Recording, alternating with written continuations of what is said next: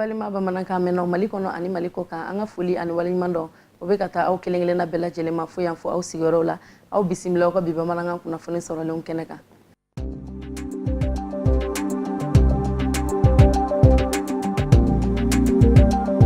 Samɛ do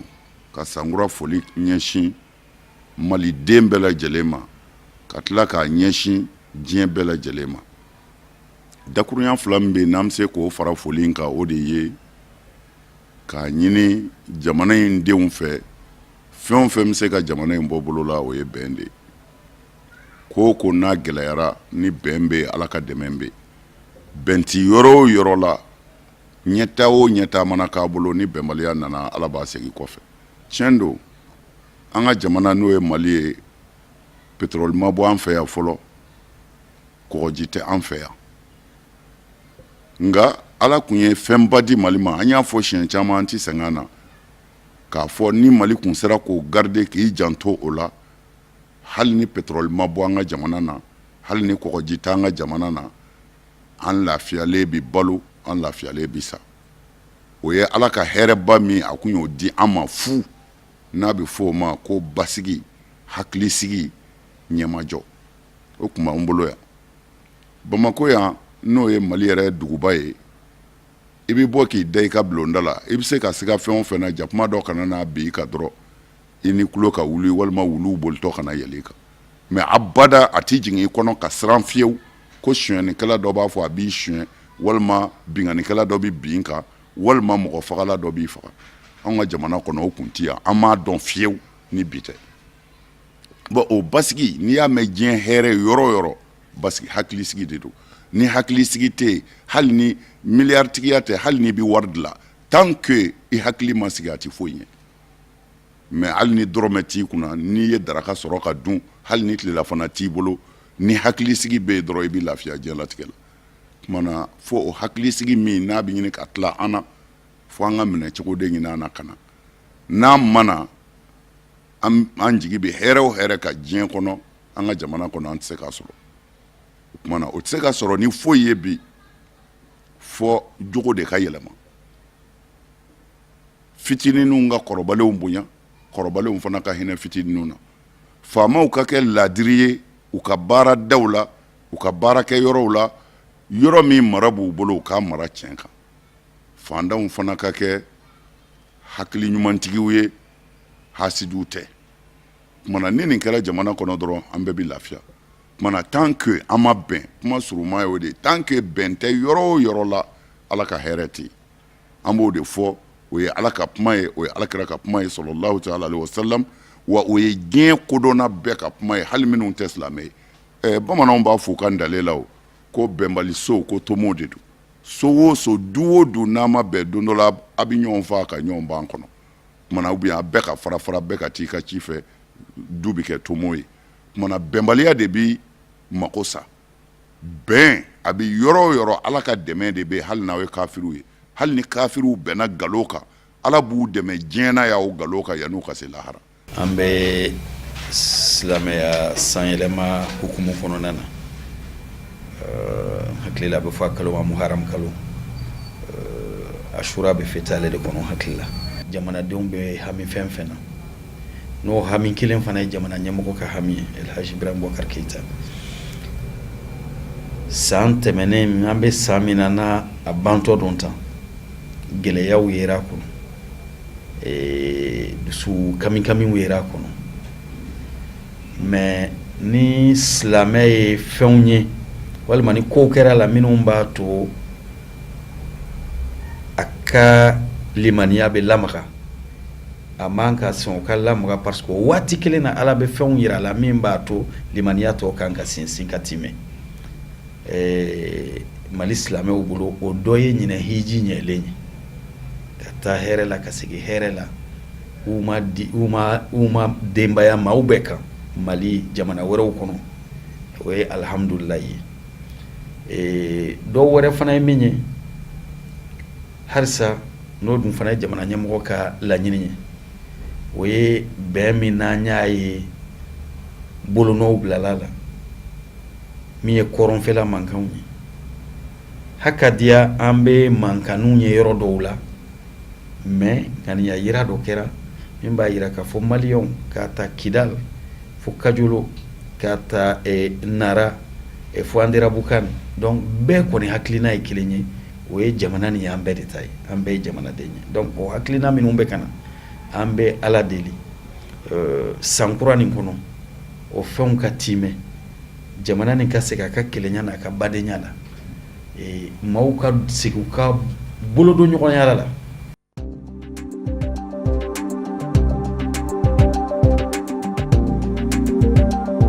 an ka bolodaliw kɔnɔ samiya lahala kan an y'a yira k'a fɔ ko ɲinan samiya tɛ don joona Mali jamana bɛɛ kɔnɔ Mali fan bɛɛ région bɛɛ kɔnɔ kɛrɛnkɛrɛnnenya la Bayan fan fɛ Kayi Bayan fan fɛ ni Kulukoro Bayan fan fɛ ni Segu fo ka na Sikaso mara bɛɛ la an y'a yira k'a fɔ ko samiya tɛ don joona samiya bɛ donni bɛ daminɛ fo juin kalo tile 21 de samiya bɛ daminɛ samiya yɛrɛ bɛ basigi k'a fɔ a basigira yɛrɛ o bɛn juin kalo tile 12 ma o ye Bayan fan ninnu ye maintenant mun ya Sahel yan fan ye kana bila Mopti région na kana bila Gao Tombouctou an fɛ ko samiya tɛ don joona samiya bɛna don fo juillet kalo tile 13 fo kana bila août kalo tile 10 fɔlɔ la donc an hakili la an ye kɔlɔsili ko la o bɛn'a sira ma maintenant n'a jateminɛ sisan ko samiya ban kuma jumɛn an y'a yira ko Sahel yan fan ninnu nord yan fan ninnu kana bila Kayi Sahel yan fan ni Kulukoro Segu Sahel yan fan ma an y'a yira k'a fɔ samiya bɛ to yen fo octobre kalo bɛɛ la u bɛ ji sɔrɔ yɔrɔ dɔw yɛrɛ b'a la olu bɛ se ka ji sɔrɔ novembre kalo tile 10 fɔlɔ la an y'o yira maintenant mun ye Bayan fan ye an y'a yira Mali Bayan fan ye an y'a yira k'a fɔ ko samiya kɔni bɛ to yen sen na fo ka taa bila novembre kalo tile 12 na yɔrɔ dɔw yɛrɛ bɛ u bɛ se ka ji sɔrɔ novembre kalo tile 13 kɔnɔ maintenant n'an ye jateminɛ kɛ sisan nin waati nin na an y'a yira k'a fɔ mois de septembre in kɔnɔ a tile 10 laban ji fanga commencé ka dɔgɔya mais n'i y'a tile 10 laban yɛrɛ ta ka tila septembre kalo tile 21 fo ka na bila tile 30 la n'i y'o jateminɛ n'i y'a jateminɛ an bɛ ji suma min kɛ yɔrɔ o yɔrɔ sanji suma min kɛ yɔrɔ o yɔrɔ an ye yɔrɔ mun dama dama sigi ɲɔgɔn kan a bɛ bɛn 41 de ma mais 39 ji sɛnɛ a bɛɛ la a ji tile 10 in kɔnɔ dɔw b'a ta milimètre 1 na fo ka na bila milimètre 68 na donc o b'a sɔrɔ a ka ko ji bɛ sira la hali bi maintenant k'a ta octobre kalo tile fɔlɔ fo ka na an bɛ yɔrɔ min na bi ji nana yɔrɔ dama damaw la yɔrɔ dama dama ye ji sɔrɔ o fana ji dɔgɔyali min kɛra nin waati in kɔnɔ o fana nafa ka bon parce que y'a jateminɛ an ka sumanw bɛɛ bɛ feere de la sisan ni ji fanga tora ka bonya kojugu a bɛ feere ninnu bɔ yen donc suman bɛ ɲa mais kisɛ tɛ k'a la donc ji bɛrɛ bɛnna sisan k'a dɔgɔya dɔɔni nka waati dɔ ji nacogo ni ɲɔgɔn cɛ o de ka ɲi an ka sumanw ma donc an kɔni ka jateminɛw la an bɛ waati min na bi ni octobre kalo tile 10 in mana tɛmɛ kɛrɛnkɛrɛnnenya tile 12 ji bɛ commencer ka na tuguni ji bɛ se ka nɔɔna an bɛ jan ji sɔrɔ yɔrɔ bɛɛ région bɛɛ bɛ ji sɔrɔ donc o ji bɛ to sen na comme an y'a fɔ cogo min na an ye bolodali sanji laban boloda cogo min na a bɛ k'o cogo la yɔrɔ fɔlɔw na kɛrɛnkɛrɛnnenya an bɛ se ka mun fara o kan mɔgɔw k'u hakili to a la k'a fɔ ji dɔgɔyali mun filɛ nin ye o kɔrɔ tɔgɔ samiya banna samiya ma ban samiya tɔ bɛ kɔfɛ mais mɔgɔ min bɛ ka sumanw na don sisan i n'a fɔ kaba dɔw ye kaba tigɛ sisan u b'a a ton bila foro kɔnɔ u taara bila yɔrɔ la yɔrɔ jalen na ni ji min bɛ na sisan ni ji nana kan a bɛ na kaba a bɛ kɛ basi a bɛ cɛnni se kaba ma bon mun ye suman tɔw ye y'a dɔn suman ninnu nin kalo bɛ tile 20 sɔrɔ yɔrɔ suman tigɛli bɛ daminɛ ni suman tigɛra suman fɛn fɛn bɛ tigɛ sisan nin waati in kɔnɔ u ka fɛɛrɛ kɛ ka suman ninnu bila yɔrɔ la yɔrɔ jalenw na magasin kɔnɔ ni magasin t'u bolo ni basi b'u bolo u ka da suman ninnu kan ka basi da suman ninnu kan wali ka ji kɛ n'u sɔrɔ kɛrɛnkɛrɛnnenya la kɔɔri min bɛ fɛn bɛ daminɛ bɔli bɛ daminɛ novembre kalo tile 10 fɔlɔ fo novembre kalo tile 10 filanan kɔɔri dɔw bɛ daminɛ yɛrɛ octobre kalo tile satɔla ni kɔɔri ninnu bɔra a y'u bila yɔrɔ la ji t'u sɔrɔ yɔrɔ min na sinon ni ji nana kɔɔri kan kɔni a bɛ kɔɔri tiɲɛ kɔɔri qualité kɔni bɛ tiɲɛ parce que kɔɔri bɛ mun na an bɛ a fɔ ko premier choix deuxième choix troisième choix ni ji tora ka na kan dɔrɔn a b'a premier choix tiɲɛ kuma laban bɛ ne bolo k'a fɔ o ye bi k'a fɔ hali bi an ye bolodali min kɛ wagati lahalaya kan k'a fɔ sanji in bɛ na sɛnɛ bɛ ɲa ɲina a danna an bɛ gɛlɛya nka sɛnɛ bɛ ɲa alhamdulilayi an y'a kɔlɔsi k'a fɔ ji nana a laban cogo bɛ kɛ cogo di bon ni waati kunkurunin kɔnɔ ji jɔlen mun kɛ o tɛ basi bɛrɛ ye o an ka suman o yɛrɛ nafa ka bon an ka suman kosɛbɛ mais an bɛ sɛmɛ tɔ bɛ kɔfɛ octobre kalo in tile tan filanan bɛna daminɛ sisan ji bɛ sigi tuguni ji bɛ na tuguni mɔgɔw kana fɔ tuguni ko samiya kura don samiya kura tɛ fɛn bolo dalen don a bɛ tan de a bɛ kɛ tan de sahel mali fɛ bayanfan mɔgɔ ninnu sigida bɛɛ bɛ se ka ji sɔrɔ fo ka taa bila novembre kalo tile tan fɔlɔ la donc mɔgɔw k'i hakili to a la u kana siran mais n bɛ mun ɲini u fɛ kɛrɛnkɛrɛnnenya la ni suman o suman ladonna a ye suman ladon a y'u bila yɔrɔ la ji t'u sɔrɔ yɔrɔ min na.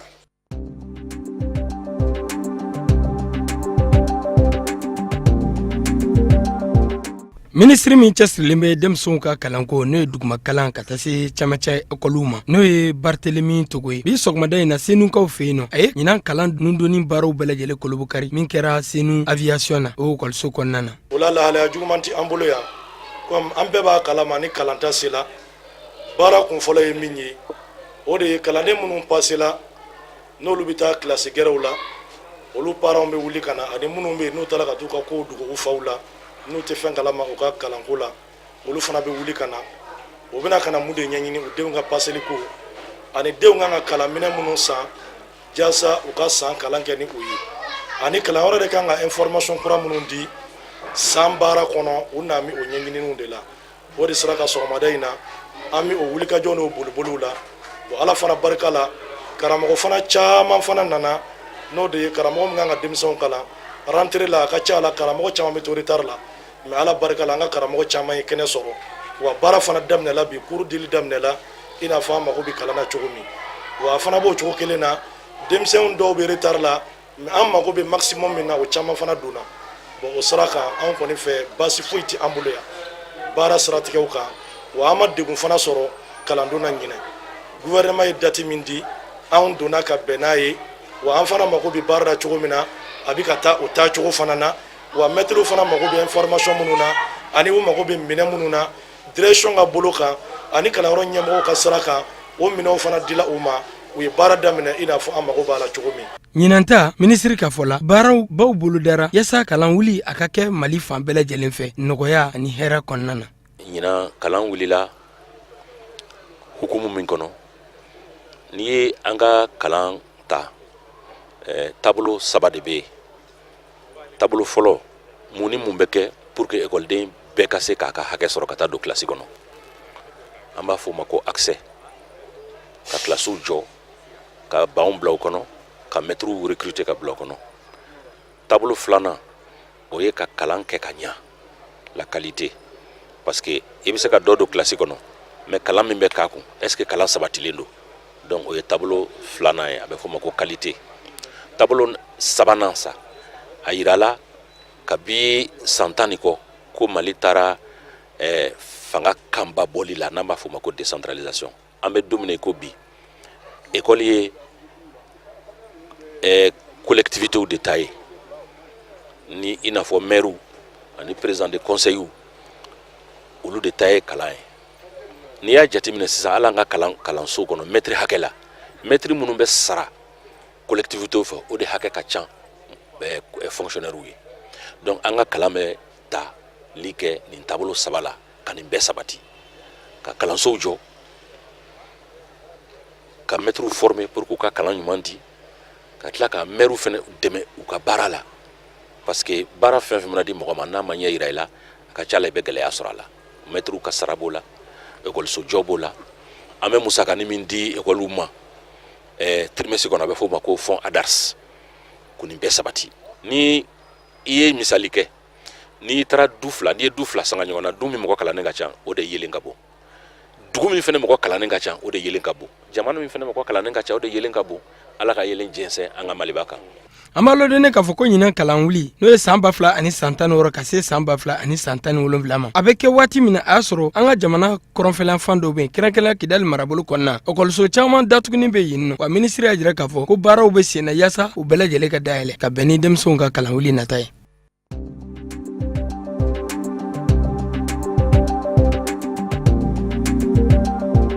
dugubila o ka fisa ni ladalawuli ye Racine Thiam ale min jamanakuntigi Elhaji Ibrahim Boubacar Keita ka babu sentigi ye ale ye o waleya in faamuya kosɛbɛ ka sababu kɛ sanga ani waati a ka barodalasigi ani kunnafonidila o ni ɲɔgɔn cɛ bita o tun y'a ta ko 9 ye jamanakuntigi bɛ lahala min na bi a ka ɲi kosɛbɛ a yɛrɛ hakili sigilen don ko caman bɛ jamana kɔnɔ solution bɛ ka na dɔɔni dɔɔni parce que an y'a fɔ ni san 3 in kɔnɔ ko baara bɛ ka kɛ fɛn caman bɛ ka kɛ mais u tɛ se ka ye o don dɔɔni dɔɔni de mɔgɔw b'u kun bɔtɔ ye bon n'o kun bɔtɔw daminɛla sisan an bɛ se ka fɔ alhamdulilayi jamanakuntigi bɛ se ka fɔ alhamdulilayi bɛɛ lajɛlen y'a ye a taara Nations Unies na a ye kuma min fɔ ye bɛɛ y'a mɛn Mali ye kuma min fɔ ye non seulement nin y'an ka laɲini ye nin y'an jɔyɔrɔ ye a la bon an bɛ nin ɲini aw fɛ a k'o kɛ je pense que bɛɛ lajɛlen y'o mɛn Mali bɛ kuma bi mission bɛ bila en place commission bɛ bila en place réunion bɛ kɛ assemblée kɛrɛfɛ réunion minnu consacré no Mali la Ban Ki-moon bɛ na ni diɲɛ kuntigi ɲɛnɛmaw caman bɛ na i sigi ka Mali kungo fɔ ka tila k'a to Mali ta la je pense que o ye avancé ba ye nin y'an san 3 ɲinan kɔ o tun tɛ a tun bɛ décider de dɔrɔn ka bin maliyɛnw kan bi in na hakilisigi kuma taga segin a ye mun kɛ u bɛɛ da la kelen ka taa ɲɛf'u ye ne problème bɛ a bɛ wuli a bɛ taa ɲɛf'u ye je pense que o furuw bɛ ka na kunu jamanakuntigi ni François Hollande ye ɲɔgɔn ye Élysée ye communiqué kɛ o communiqué min kɛ n b'a dɔn aw bɛɛ lajɛlen y'a sɔrɔ siga t'a communiqué la u ye mun fɔ Mali bɛ mun demander a mɛnna u yɛrɛ ko ten et il est temps o ka kɛ ten Mali ka segin fan bɛɛ y compris Kidal et le plus rapidement possible an bɛ baara min na hali ni sanjikɔrɔ baara don a nɔw bɛ ka ye dɔɔni dɔɔni Mali ma labila partenaires bɛ ka commencer ka da Mali la et fɔlɔ partenaires de kun ko k'u dalen tɛ parce que f'an ka fɛnw fɔ ɲɔgɔn ye o partenaires kelenw de kun ko un moment k'u dalen tɛ Mali administration ni Mali armée la an ka taa yɔrɔ dɔw la ko parce que n'an taara ye est ce que a mɔgɔ faga n'a fɛn tɛna caya sisan o partenaires kelenw ko ne Mali yɛrɛ de ma se yen a tɛ ɲɛnɛbɔ o kɔrɔ de ko baara min kɛra a baara ye nafa sɔrɔ parce que mɔgɔw dalen don an ka militaires la sisan u b'a dɔn k'an ka militaires formelen don k'an ka militaires de bɛ se même Kidal ni an ka militaires ma segin ka t'u jɔ Kidal an balima minnu bɛ kɛlɛ la u ka kɛlɛw tɛ se ka ban an balima minnu yɛrɛ kun ko olu tɛ jamana la olu bɛɛ ko sisan a jɔn a la ne Mali ma na an ka école ko an ka ji ko an ka courant ko an ka lakana ko an tɛ se fo bɛɛ ka fɛrɛ kɛ Mali ka se ka na parce que Mali de bɛ se a baara la donc je pense que o ye avancé ba de an bɛ maliyɛn bɛɛ lajɛlen fo bɛɛ ka muɲu na parce que a ma nɔgɔn tuma dɔw la an bɛ fɛn dɔw fɔ o bɛ bɛn mɔgɔw bɛ gɛlɛya dɔw kɔnɔ u yɛrɛ kan an'u ka yɔrɔw la u b'a fɔ ko ninnu kɔni b'a la kow bɛ ka ɲɛ dɔɔni dɔɔni mais an ka difficultés bɛ ka caya an b'a faamuya mais n'u ka muɲu parce que jamana tɛ jɔ tile kelen an bɛɛ lajɛlen b'an bolo fara ɲɔgɔn kan pour que nin kɔlɔlɔ min y'an sɔrɔ an ka se ka bɔ a kɔnɔ ɲuman na n'an bɔra a kɔnɔ ɲuman na an kana segin a kɔlɔlɔ sugu kɔnɔ o baara de bɛ ka kɛ jamanakuntigi b'o baara de la su ani tile aw yɛrɛ y'a ye ani parti politique bɛɛ ye ɲɔgɔn ye opposition majorité minnu bɛ majorité la minnu tɛ majorité la minnu bɛ u yɛrɛ ye ani bɛɛ ye ɲɔgɔn ye ani syndicat kuntigi caman ye ɲɔgɔn ye ani diinakuntigi caman ye ɲɔgɔn ye a tɔw bɛ nalen ani caman bɛ tila ka ɲɔgɔn ye entretien directu la tête à tête la u hakilinata ye mun ye nin ko ninnu na u k'o fɔ a ye a fana k'a lamɛn parce que a b'a fɔ ko ala k'a tulo kɛ tulo kunnandi ye mɔgɔ min ko n tɛ mɔgɔ lamɛn o tɛ se ka avancer hali ni b'i ka sira kan de temps en temps i bɛ mɔgɔw lamɛn a b'i permet i ka fɛn dɔw fana i fana ka hakilinata ye fɛn dɔw ye i b'o f'ulu ye parce que olu fana b'i bisigi ni fɛn dɔ ye ɲɔgɔn faamuyabaliya bɛ se ka na contre la président de la république y'o daminɛ a bɛna continuer o la parce que waatiw sera pour que baara minnu daminɛla duguma o baaraw o yiri minnu danna nin y'a kalo damadɔ ye nin y'a san damadɔ ye o yiriw bɛ k'u kun bɔ a ma se an ka fruit dun fɔlɔ an ka jiridenw dun mais a yiriw bɛ k'u kun bɔ n'an bɛɛ lajɛlen ye baara kɛ k'u sɔn ka ɲɛ a yiriw bɛ bonya rapidement. Ni sigili 9 in senfɛ Racine Thiam a da sera fɛn caman ma kɛrɛnkɛrɛnnena denmisɛn minnu somɔgɔw tora faso kumabɔli la sɔrdasi b'o la sivili b'o la olu bɛɛ lajɛlen ka waleyaw bɛna ta ka don ba la jamana ɲɛmɔgɔw fɛ. Et puis min bɔra crise la sisan n'a bɔra ko bɛ se ka 2000 milliards créer a yɛrɛ ye ka sɔrɔ mɔgɔ ka wari t'o la n'i k'o ma ko rien ne va bon population b'a lamɛn si rien ne va ou si il y a des choses dɔw bɛ yen olu tɛ ka kɛ ka ɲɛ an m'o fɔ k'a fɔ fɛnɛ ko tout va bien an fɛnɛ t'o fɔ gɛlɛyaw bɛ yen président yɛrɛ ko gɛlɛyaw bɛ yen an ma se ka ko dɔw kɛ k'a fɔ ko a kɛli nɛgɛ t'an na o tɛ waati n'a gɛlɛya y'a to an bɛ fɛ ka fɛn fɛn kɛ président bɛ fɛ ka fɛn fɛn kɛ a ma se k'a bɛɛ lajɛlen kɛ mais o kɔrɔ tɛ k'i bɛ se k'i sigi ko Mali la ko 3 ans ko foyi ma kɛ et 3 ans fonctionnaire ma deli k'a fɔ k'ale ka sara bila la retard la o bɛ sara entre les 22 et les 24 et 3 ans an ye président Amadou Toumani Touré a m'o kɛ bɛɛ y'a félicité an bɛ segin k'a félicité an m'o faralen y'a kan prise en charge universelle an ka gouvernement in bɛ k'a kɛ pour que denmisɛnninw ka se ka ta en charge école la dɔgɔtɔrɔso la sans que u ka fɛɛrɛ bɔ o daminɛla Mali la mɔgɔw tɛ k'o kuma fɔ pupille de la nation n y'a kuma fɔ maliyɛn bɛɛ amina ko kun ye ko an balima minnu bɛ sa dɔw b'u to u bɛ sa n'u sara kalo 2 kalo 3 u bɛ gɛn ka bɔ so kɔnɔ u denw yɛrɛ bɛ taa école la cogo min mɔgɔ t'a dɔn fo ni balimaw y'u jɔ n'u ye olu m'o kɛ o président Ibrahim Boubacar Keïta y'o kɛ k'a dɔn an bɛ kɛlɛ mun na f'an ka hakili to minnu bɛ sacrifice kɛ jamana ye u kɔ ka na ɲani a y'a instauré pupille de la nation jamana de bɛ n'i jɔ n'u denw ye f'i ka se san 18 ma hali n'i sera san 18 ma mesures bɛ yen komi e fa de sara Maliko la i ka privilégié fɛn dɔw la n'o ye baarakow ni fɛnw ye parce que aw bɛ suivi de kɛ mais aw ka école ko aw ka furakɛli ko aw bɛ si yɔrɔ minnu na o état de bɛ n'i jɔ n'o bɛɛ ye Jose mɔgɔ bɛ se k'a fɔ ko fɛn ma kɛ an b'a to population bolo n'a waati sera u k'a fɔ mun ɲɛna mun ma ɲɛ mais foyi ma ɲɛ je pense que o ye politique kuma dɔɔni ye mais politique fana ye politique ye u b'u ka rôle la f'olu ka fɔ de k'a foyi ma ɲɛ pour k'u ka espérer k'u bɛ na sini mais moi je pense que bɛɛ k'i ka rôle kɛ bɛɛ k'i ka baara kɛ an ka baara ye de k'a fɔ a ye an ye nin kɛ an ye nin kɛ an ye nin kɛ mais nin ma ɲɛ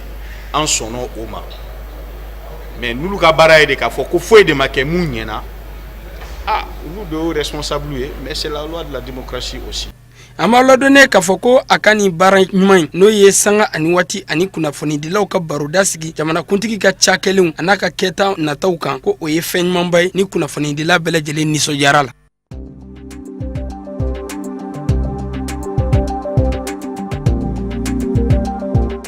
yɛlɛmaninkaden minnu sigilen bɛ Faransi kɔnɔna na ani diɲɛ fan wɛrɛw fɛ u bɛɛ lajɛlen farala ɲɔgɔn kan ka kɛ kuluba kelen ni an b'u wele ko association des 12 communes du cercle de yɛlɛmani u ye kunnafonidi kɛ bi sɔgɔmada in na ka ɲɛsin impôt ani taxi sarali ma u ka commune kɔnɔna na.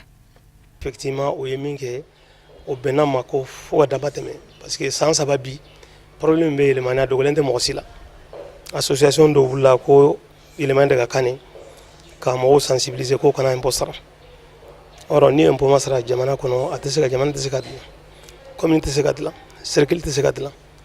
donc pendant 3 san 3 kɔnɔ mɔgɔ si ma sɔrɔ min bɛ se k'a fɔ ko non o ye min fɔ nkalon de don ka mɔgɔw nɛgɛn de don laban t'a la donc sisan denmisɛn dɔ sɔrɔla o bɛ Faransi o bɛ yɛlɛmani yɛrɛ o bɛ yɔrɔ wɛrɛ minnu y'a jira ko non tɛgɛkan ye min fɔ o tɛ tiɲɛ ye an b'an yɛrɛ nɛgɛ parce que n'an tora ten ko an tɛ impôt sara o laban ye min ye an ka dɔgɔtɔrɔsow bɛna datugu écolesow bɛna datugu mɔgɔw minnu bɛ baara kɛ mairie la n'u bɛ wolosɛbɛnw dilan n'u bɛ mariage sɛbɛnw dilan finalement o fana bɛna baara bila parce que n'o tɛ sara o bɛ baara bila donc olu de bɔra Faransi ka na o nana ka na conférence nin kɛ sɔgɔmada in na o bɛ continuer su in na ka taa Kayi n'o taara o bɛ gouverneur rencontrer ensuite o bɛ continuer ka taa yɛlɛmani yɛrɛ o bɛ taa village par village ka mɔgɔw sensibiliser.